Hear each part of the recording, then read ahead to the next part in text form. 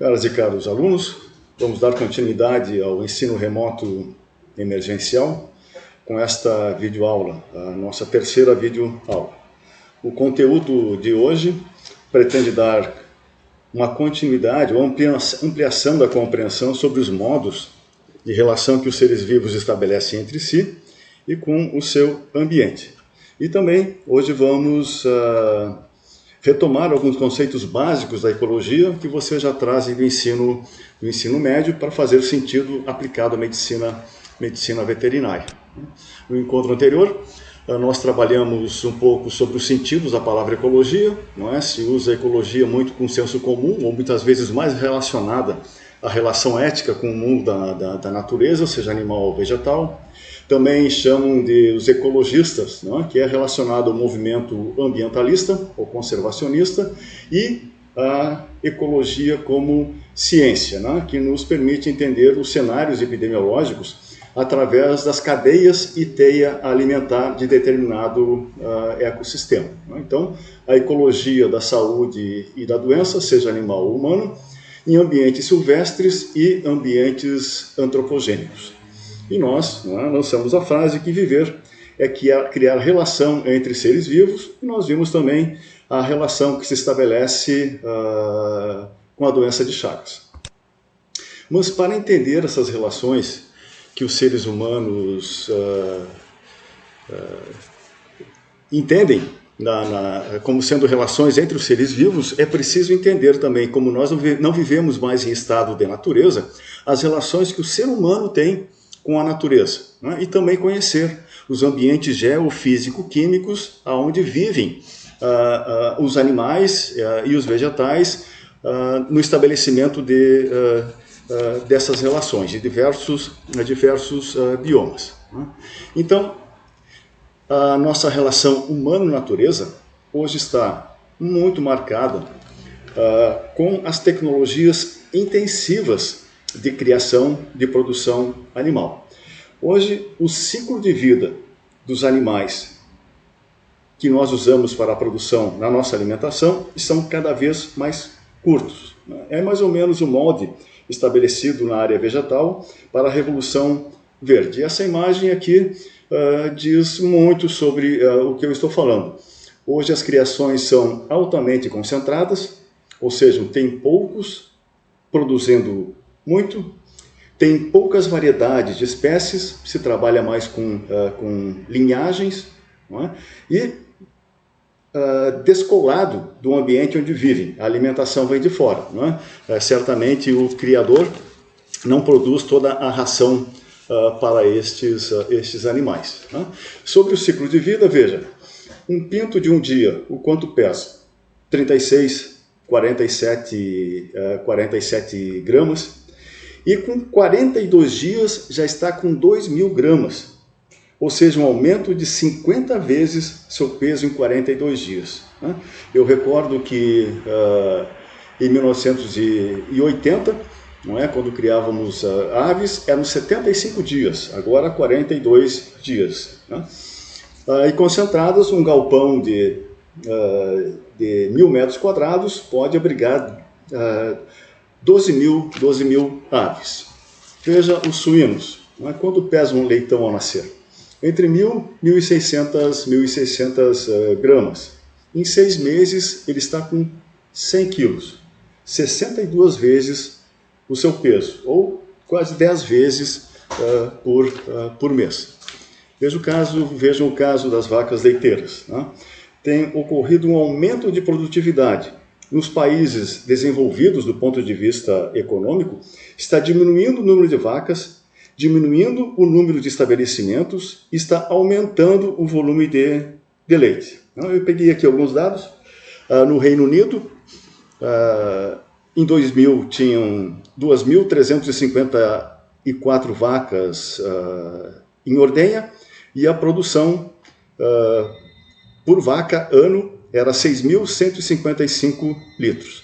Em 2015, reduziu o plantel, 1.851 vacas sendo ordenhadas. No entanto, a produção aumentou para 8.131 litros vaca ano. A França, algo semelhante. Em 2000, 4.203 vacas em ordenha e a produção de 5.948 litros leite vaca ano. Em 2015, eram 3.698 vacas sendo ordenhadas. No entanto, a produção vaca ano era 6.849. Né? Claro que isso tudo é um custo fisiológico cada vez maior. Tem aumentado a produtividade dessas vacas. No entanto, o rumen não acompanhou esse desenvolvimento, por isso a necessidade, então, de serem suplementadas com energético proteico ou energético concentrado proteico ou concentrado energético, né, que é o que nós chamamos de ração. Uma outra forma com que nós nos relacionamos com a natureza é através da destruição do ambiente. Desmatamento para pastagens e produção de alimentos.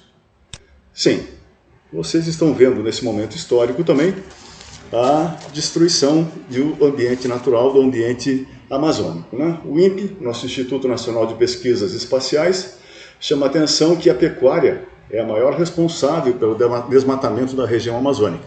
De acordo com o levantamento, 62,2% dos quase 720 mil quilômetros quadrados desmatados foram ocupados por pastagem. Né? É claro que tudo isso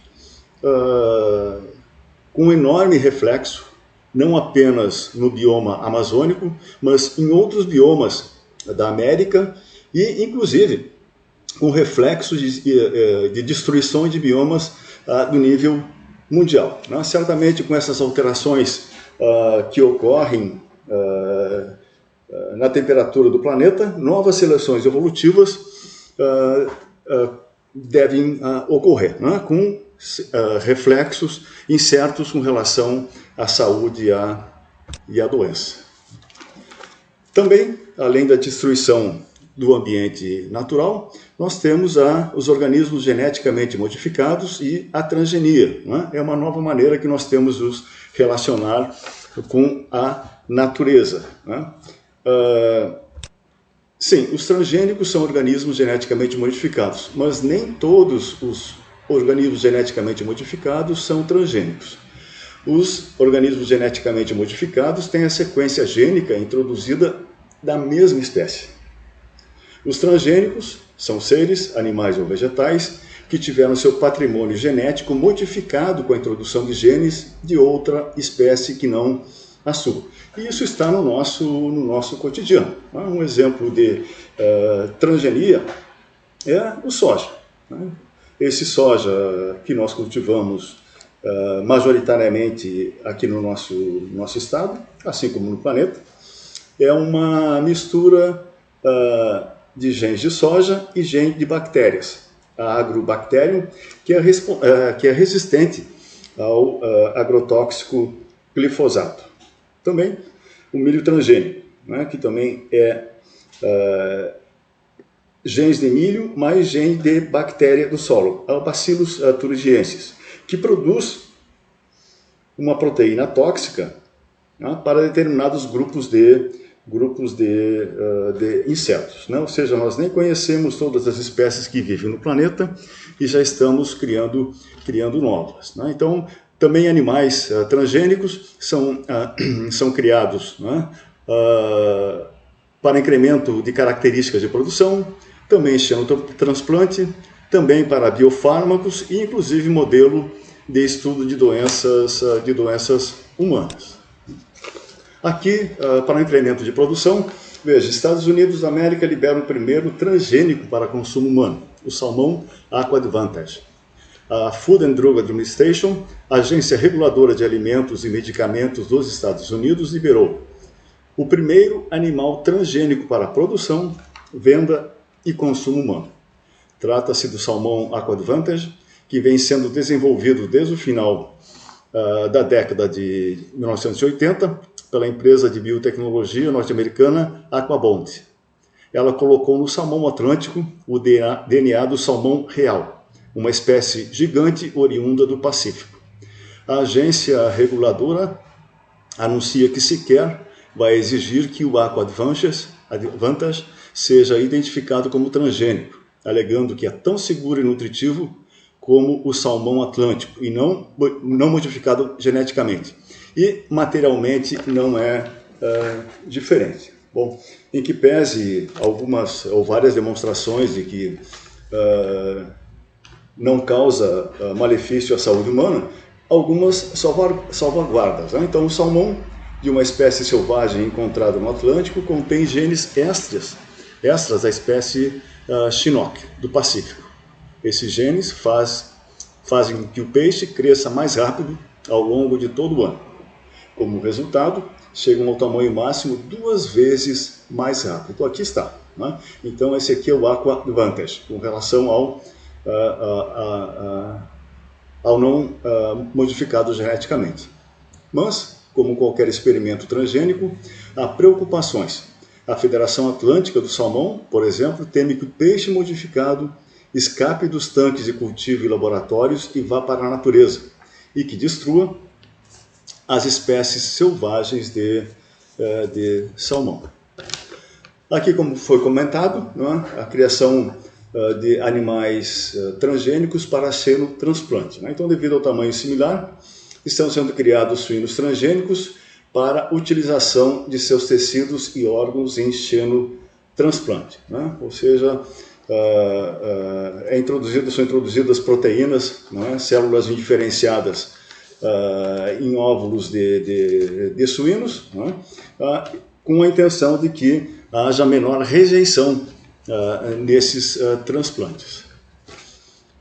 Também na produção de biofármacos, atualmente várias proteínas terapêuticas são produzidas utilizando a técnica de DNA recombinante. Entre os tipos de proteínas estão sendo produzidos fatores sanguíneos, albumina, enzimas e principalmente anticorpos monoclonais. Essa aqui é uma galinha transgênica, né, que foi criada na França, onde foi introduzido gene humano que expressa a citocina. A citocina é uma proteína anticâncer e foi inserida em embriões e ovos recém-colocados. Então, a proteína fica presente nos ovos e depois é purificada. Esse aqui é um outro exemplo, cabra transgênica, que produz uma antitrombina humana 3, proteína introduzida no genoma de uma cabra pela técnica do DNA recombinante. Depois ela é liberada pelo leite e é feita a purificação. Na verdade, esse aqui esse anticoagulante foi o primeiro medicamento fruto de transgênicos que foi regulamentado na Europa. Eu diria que, em que pese os benefícios da obtenção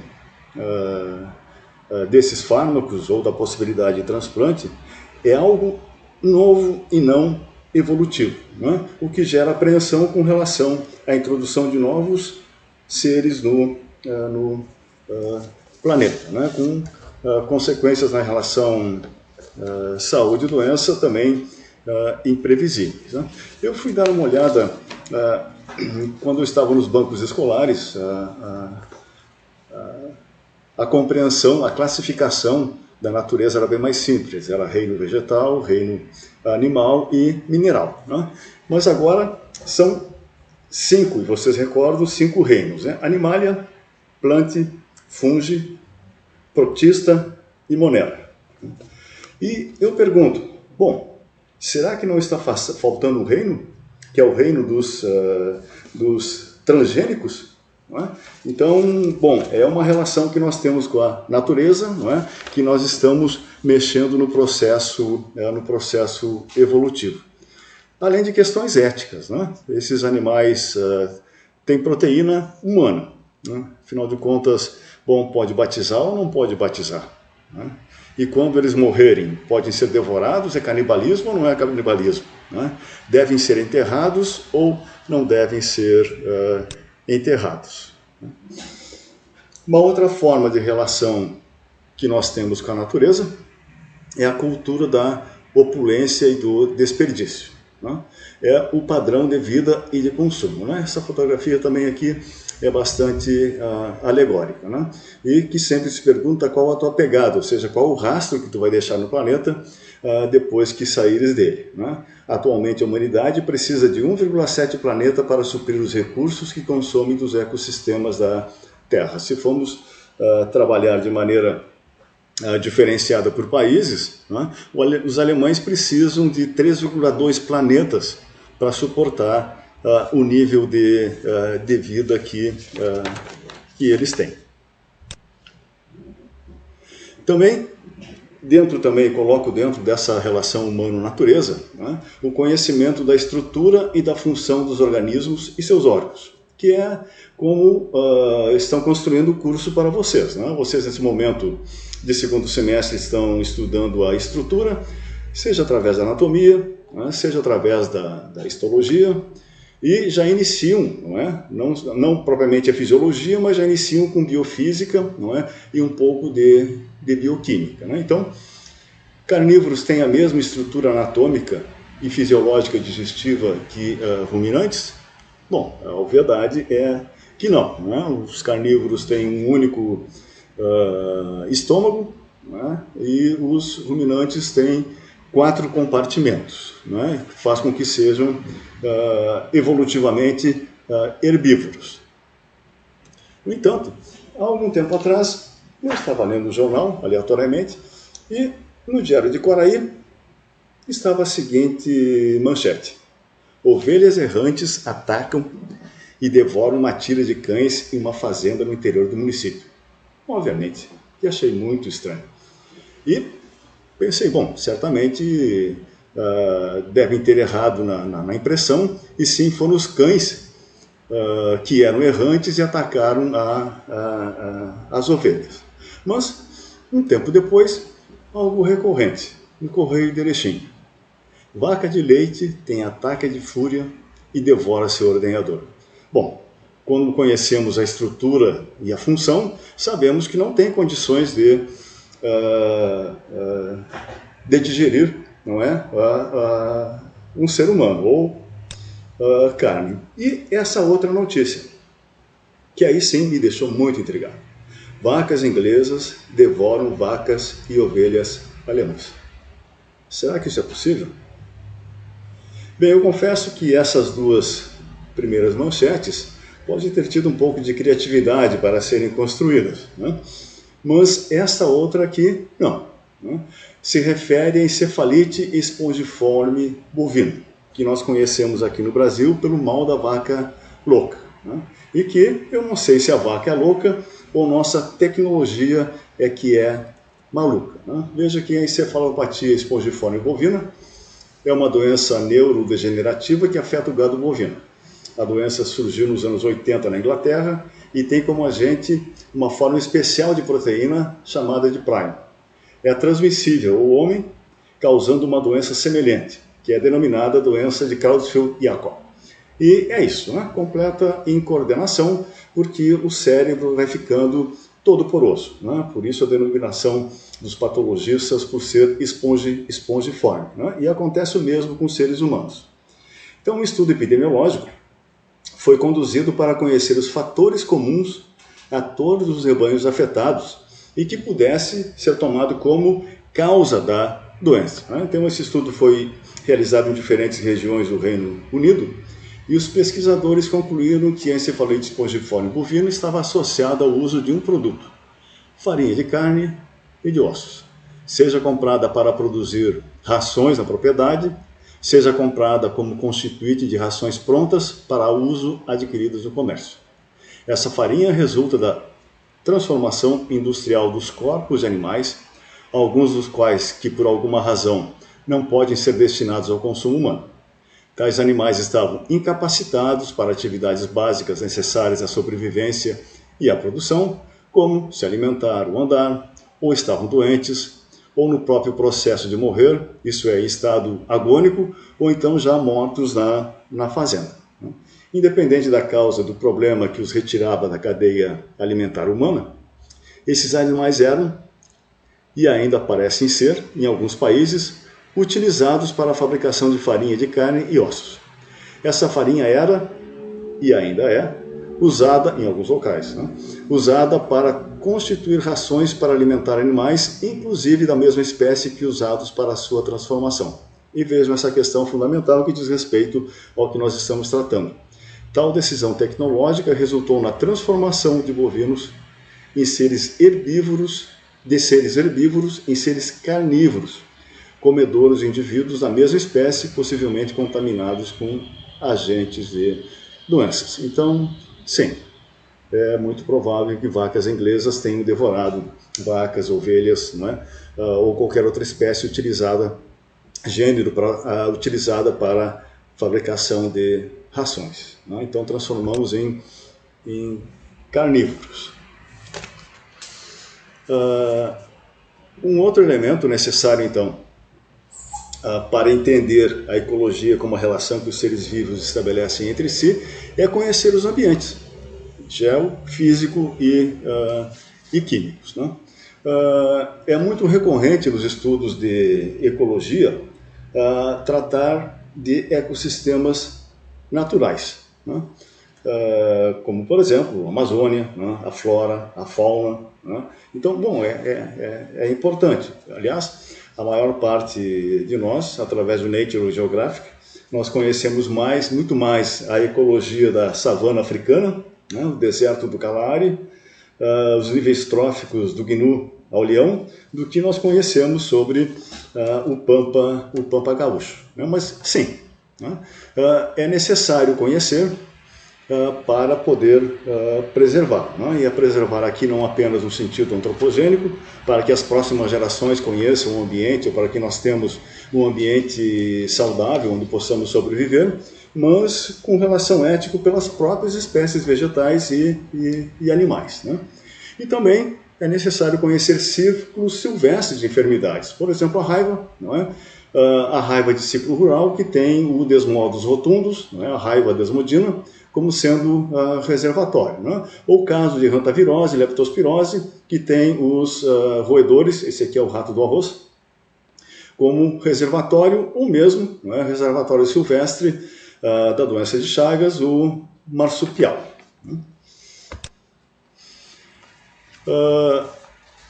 E para conhecer esses ambientes geofísico-químicos no qual nós temos nossos animais, os animais que fazem parte da nossa produção para a alimentação, né?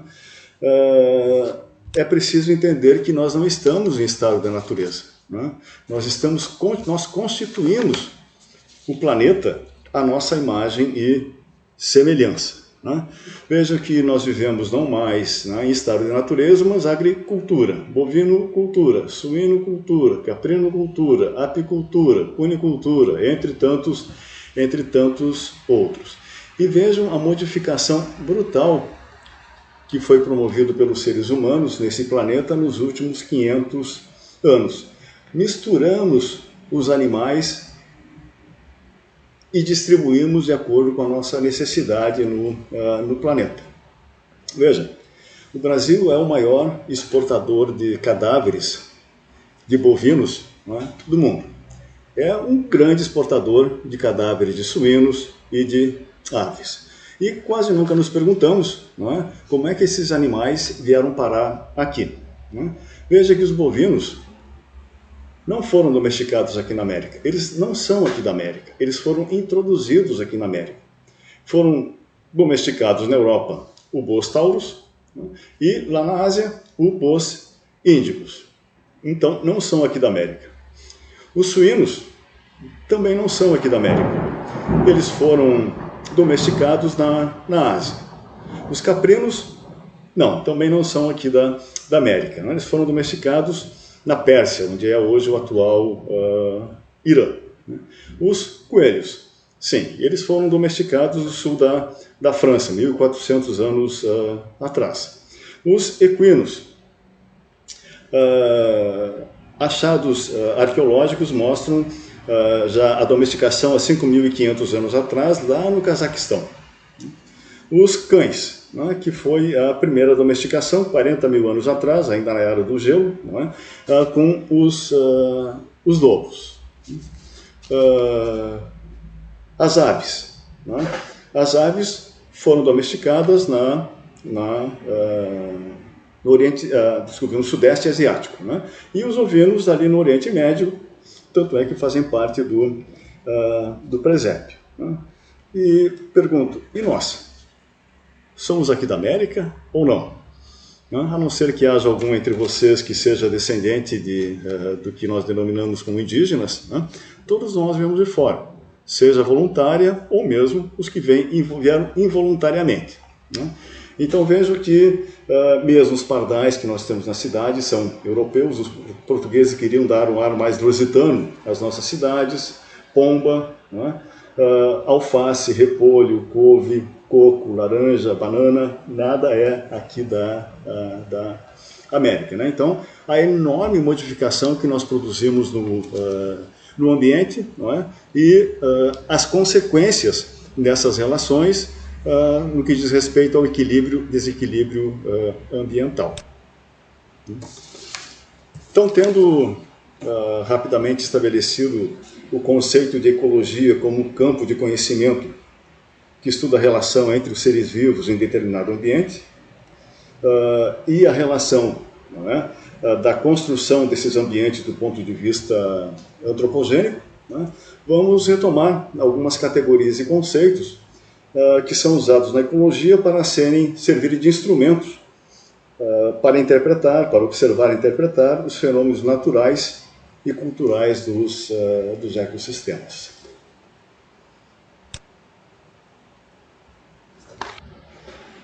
Então, a revisão de terminologia e modelos explicativos da estrutura biológica. Iniciamos então com o espectro biológico, os níveis de interesse da ecologia, os níveis sucessivos de organização da vida. O primeiro nível é o protoplasma ou a célula, que é a menor unidade de vida. As células constituem os tecidos constituem os órgãos constituem sistema, e os sistemas, o organismo e o indivíduo. Depois, população, comunidade, ecossistema e biosfera. Então, a ecologia inicia como primeiro nível de interesse a população. População, definição, seres de uma mesma espécie. Por exemplo, população de micobactério, população de Staphylococcus aureus, né? Ou temos Brucella abortus, Salmonella, Streptomyces, Penicillium, Toxoplasma gondii, o Nematelminto emuncus contortus, ou então inseto Hematobe irritans, Boophilus micrópolis, Bos taurus, Canis lupus familiares e etc. Né? Então, a maneira com que nós temos de identificar indivíduos como pertencendo à mesma população, né? Que ainda é a classificação dada por Linné, através da forma. Depois de população, a comunidade, que é um conjunto de populações, que na verdade é como acontece nos estados de sociedade ou mesmo de natureza. Nós podemos, em laboratório, fazer o isolamento de Brucella abortus e cultivar Brucella abortus isoladamente. Mas, no ambiente animal, ela sempre aparece, não é, dentro de uma comunidade, ou seja, junto com outras populações. Né? Veja aqui um exemplo. Micro-organismos encontrados na pele humana. Então, se passar um swab na pele de vocês, vão ser encontrados aproximadamente 5,10 a 6 unidades formadoras de colônia por centímetro quadrado. Ou seja, 5 milhões de unidades formadoras de colônia por centímetro quadrado. Então, aqui a frequência com que foram encontrados esses micro-organismos na pele humana, na pele do rosto. Staphylococcus epidermidis de 85 a 100% das vezes, Staphylococcus aureus de 10 a 15%, Streptococcus de 0 a 4% e assim sucessivamente. Então é claro que o nosso organismo também é um ecossistema que é constituído por populações que constitui a comunidade no qual nós fazemos parte, eu diria. Então, depois de população e comunidade, um outro conceito importante é o de habitat. Veja, é o endereço do bioma, é onde se espera encontrar a população ou determinada comunidade. Né? Por exemplo, a capivara, onde se espera encontrar? No mato, desculpe. Não, se encontra na água. Né? Tanto é que o nome é Hydroceres hydroceres. O vilo, encontramos na água? Encontramos no mato? Não, ele precisa de pradaria. Né? Aqui trouxe o rato. Bom, depende qual rato, né? Se é o rato dos novérgicos, não é? O nosso chamado ratão de esgoto, não é? Ou se é o Nocromus, não é? Que é um rato silvestre. Peixe qual? Bom, aí depende do ambiente, tem de água doce, tem de água salgada, não é? Tem de diversos biomas. Não é? E o humano, não é? Esse sim se espalhou pelo planeta, pode estar tanto no Moinhos de Vento como pode estar na Vila da Maria Degolada.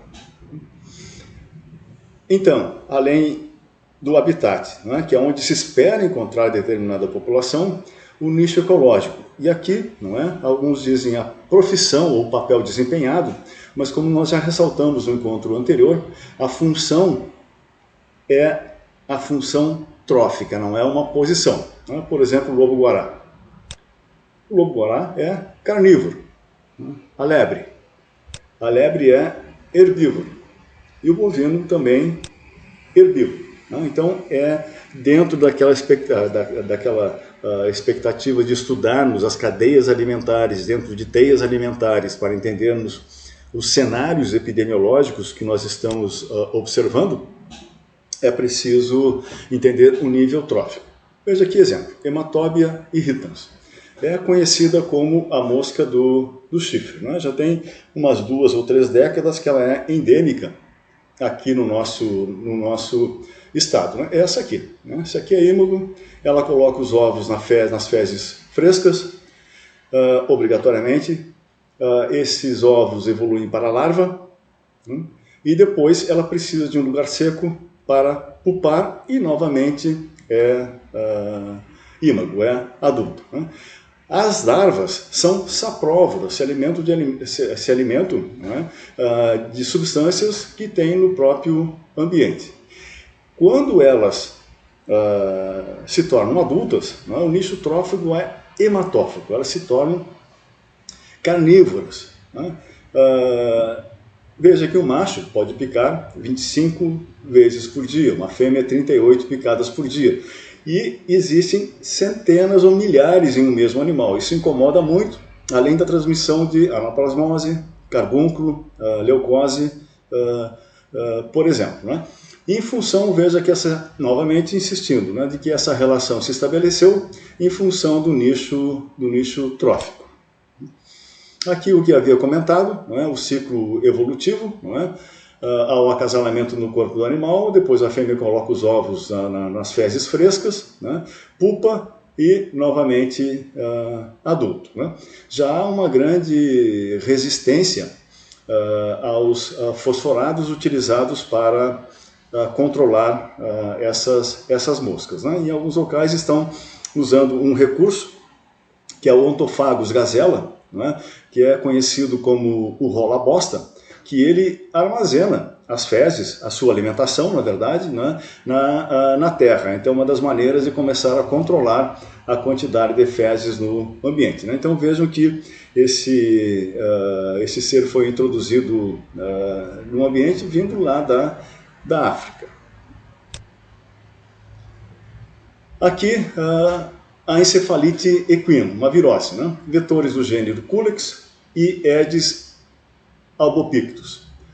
É causado por um vírus, Togaviridae, que se aloja no sistema nervoso central e é conhecido como falsa raiva ou peste de coçar. Então, a letalidade está próxima dos 60%, a letalidade entre aqueles que adoecem, quantos vêm a óbito. Né?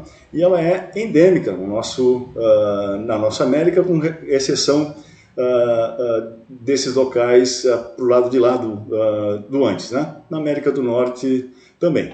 E em função, né, aqui está, esse aqui é o Aedes, dá para ver pelas articulações, né, por essas manchinhas brancas, e esse aqui é o Culex. Né? O Culex é esse mosquito que faz barulho à noite. Né? E pode ocorrer também em humanos, né, com sintomas como influenza até encefalite fatal. Aqui, essa relação que se estabelece, não é? Que nós denominamos filariose, não é? A Volqueria bancroft, não é? Que é um nematodo, que tem filárias adultas e microfilárias, não é? Tem muita incidência na região metropolitana do Recife, né? E elefantíase porque provoca essa forma de pele de elefante, né? Devido à obstrução vascular linfática, né? Então eles se alojam no sistema linfático, né? Quando faz a obstrução dos vasos, há um extravasamento de líquidos e provoca estes sintomas, né? Adenopatias e inchaço dos membros. Como é que se transmite essa enfermidade? Né? Bom, uma pessoa com elefantíase pode abraçar outra pessoa sem elefantíase, que não vai ocorrer transmissão. É necessário, aqui novamente, o Culex. Né? Pode ser Culex, pode ser outros gêneros também, Anopheles, Mansonia, Aedes, né? Que são característicos das regiões tropicais e subtropicais, e assim que a enfermidade continua, não é? Porque este ser vivo precisa parasitar para poder sobreviver. Não é? Elas são carnívoras também, né? Hematófagos e linfa. A Cogliomia omnivorax, né? As miíases. Essa aqui é a mosca da bicheira. Vamos ver que tem outros tipos de mosca. Né? O nicho trófico da larva. A larva, ela é sarcófago. Ela se alimenta de proteína dos animais. Né? As larvas possuem enzimas proteolíticas responsáveis pela digestão de tecido dos hospedeiros.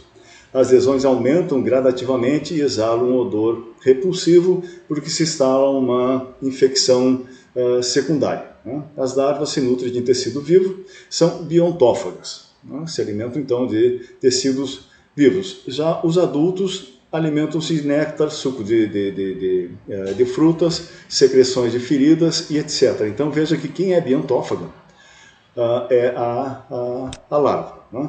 E aqui essas características, né? Em estados bem avançados já, vocês vão estudar isso em parasitologia, né? E odontologia, estados bem avançados já, não é? Em que vai devorando a musculatura, né? Bom, não, podendo levar inclusive a óbito. Né? Aqui é chocante, não é? Mas essa imagem é de uma doente mental, mendiga, não é? Que estava na rua, e vejam que não apenas os animais, mas os seres humanos também. Aqui são as larvas que estão alojadas no rosto dessa pessoa. Uma outra miíase, não é? A dermatobiose, aqui é o que nós denominamos de berme. Né? E veja, sim, a larva que é carnívora. Né? Então, interessante a maneira com que ocorre a reprodução, que a fêmea coloca os ovos no abdômen da mosca doméstica. Ela não coloca os ovos diretamente na pele dos animais ou das pessoas. Né? E a mosca, quando chega na pele dos animais para poder se alimentar de secreções, é que a larva faz a penetração ativa. Né? Então o adulto não se alimenta. As larvas escavam sob a pele por curta distância e deixam um buraco que lhes permite respirar enquanto se alimentam de sangue e tecidos. Os túneis que escavam sob a pele causam dor intensa. As larvas também secretam um antibiótico para evitar infecções enquanto se alimentam. Né? Então, diferente da Cogliomia. Né? As vítimas também podem senti-la mordendo e se movendo sobre a pele. Né? Então, sim, pode espremer. Né? Aqui estão retirando a larva, que de alguma forma não, obrigatoriamente em algum momento ela iria sair, porque essa larva precisa de um lugar seco para pupar e depois ímago, né? Se transformar em adulto. Então já temos vírus, já temos eumintos, não é? Já temos insetos, não é? E as relações também com os micro-organismos. Né? Aqui é um caso de mastite. Nós podemos entender do ponto de vista clínico, mas também do ponto de vista da ecologia, porque nada mais é do que uma relação entre seres vivos. Então aqui nós vemos esse quarto posterior esquerdo, que está com os sinais característicos clínicos de inflamação. Se tocar dor, está aquecido, calor, tumor porque tem está abaulado e rubor porque fica avermelhado. Então este sinal aqui, claro que pode haver outras causas de mastite, mas é a presença de um outro ser vivo que está devorando essa vaca, e o médico veterinário é chamado para interromper esta relação. Então, os Staphylococcus aureus, uma das grandes causas em mastite bovina, cujo nicho trófico é sarcófago, é diontófago. Então, aqui a noção de nicho trófico, novamente remetendo à teia alimentar e às cadeias alimentares, para entender os cenários epidemiológicos. Bom, depois eu vou, amanhã, hoje é quinta-feira, amanhã eu vou postar para vocês essa videoaula, e também as instruções de como realizar o relatório de aula. Então, obrigado e até!